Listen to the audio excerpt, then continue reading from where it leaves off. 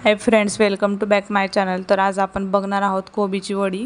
ज्यांना कोणाला कोबी आवडत नसेल किंवा कोबीची भाजी आवडत नसेल तर त्यांच्यासाठी हा खास व्हिडिओ आहे। तर इथं मी थोडीशी कोथिंबीर घेतलेली आहे आणि हा कोबीचा गड्डा आहे, पाव किलोचा गड्डा आहे। तर मी त्यासाठी मिरची, लसूण आणि जिरं याचं वाटण करून घेतलेलं आहे आणि इथं बारीक खिसून घेतलेला आहे कोबी।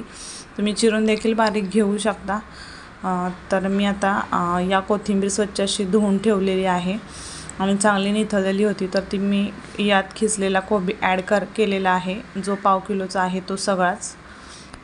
आणि खूप छान अशी कोथिंबीरीची आणि कोबीची मिक्स अशी वडी लागते। तर इथं मी हळद टाकलेली आहे, थोडंसं लाल तिखट टाकलेलं आहे, जो मसाला बारीक केलेला तो, ज्वारीचं थोडंसं पीठ, 1 मूठ ज्वारीचं पीठ, 1 मूठ गव्हाचं पीठ, हे सगळं मिक्स करून घेणार आहे। आणि मी इथं चवीनुसार मीठ पण टाकून घेतलेलं आहे आणि त्याच्यानंतर मी इथं डाळीचं पीठ ॲड केलेलं आहे। तर हे सगळं एकत्र करून याचं आपण जसं पीठ मळतो तशा पद्धतीनेच याचं हे मिक्स करायचं आहे। तर इथं मी 3 पीठ ॲड केलेली आहे, ज्वारीचं, गव्हाचं, म्हणजे गव्हाचं यासाठी की थोडासा चिकटपणा येण्यासाठी, आणि चण्याच्या डाळीचं। तर बघू शकता इथं मी सगळं एकजीव करून घेतलेलं आहे आणि हे थोडं थोडं असं जेवढ्याला आपल्याला क्वांटिटीत वडी करायची आहे तेवढ्या क्वांटिटीत या वड्या तेलाचा हात घ्यायचा आणि तेलाच्या हातावर थापायच्या। इथं माझ्या टोटली 6 वड्या तयार झालेल्या होत्या आणि मी कुकरमध्ये शिजवलेल्या होत्या। डायरेक्ट 3 शिट्टीत शिजलेल्या होत्या वड्या।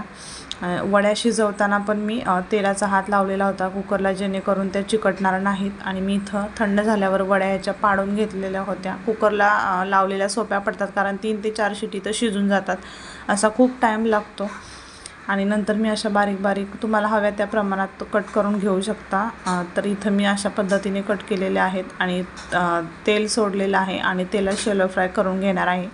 डीप फ्राय करत नाही, जास्त तेल पितं, कारण यात खूप तेल असं शोषलं जातं किंवा राहतं। तर त्यासाठीच मी इथं डीप फ्राय करून न घेता शॅलो फ्राय करून घेणार आहे। आणि बघू शकता कलर पण खूप छान असा आलेला आहे, ब्राऊन कलर, आणि मंद गॅसवर भाजल्या, लो टू मिडियम, तर खूप छान असा कलर येतो। तर अशा पद्धतीने या माझ्या वड्या तयार झालेल्या होत्या आणि खायला देखील खूप टेस्टी अशा लागतात। कोणीही म्हणणार नाही खाताना की ही कोबीची वडी आहे, कोथिंबीर टाकल्यामुळे त्याचा एक वेगळाच चव वेगळीच एक येते। तर अशा पद्धतीने याचा टोटली कलर चेंज झालेला आहे आणि खूप क्रिस्पी अशा झालेल्या होत्या। व्हिडिओ कसा वाटला कमेंटमध्ये नक्की सांगा। व्हिडिओ आवडला तर लाईक, शेअर, कमेंट जरूर करा। चॅनलवर नवीन असेल तर चॅनलला सबस्क्राईब करायला विसरू नका। भेटूयात पुढच्या व्हिडिओत, तोपर्यंत बाय बाय। आणि अशा या पद्धतीच्या या वड्या दिसत होत्या, तर तुम्ही पण नक्की करून बघा।